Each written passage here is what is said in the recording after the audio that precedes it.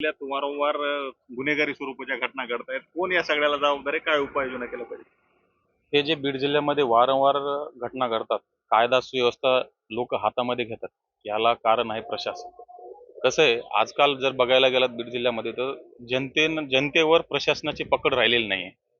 वाटलं होतं की अजितदादांना पालकमंत्री पद भेटल्यानंतर कुठंतरी कायदा सुव्यवस्थामध्ये बदल होईल, पण बदल काही दिसत नाहीये.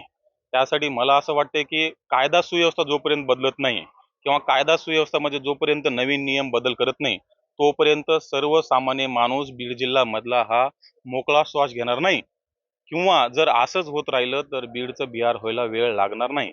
यासाठी मला असं वाटतंय की एका चांगल्या व्यक्तीच्या हातामध्ये बीड जिल्ह्याची धुरा दिली पाहिजे. तेव्हा जिथली कायदा सुव्यवस्था कुठंतरी व्यवस्थित ह्याच्यावर येईल. तर आदरणीय दादांना विनंती आहे की यासाठी बीड जिल्ह्यामध्ये खरंच त्यांनी लक्ष देण्याचं काम आहे.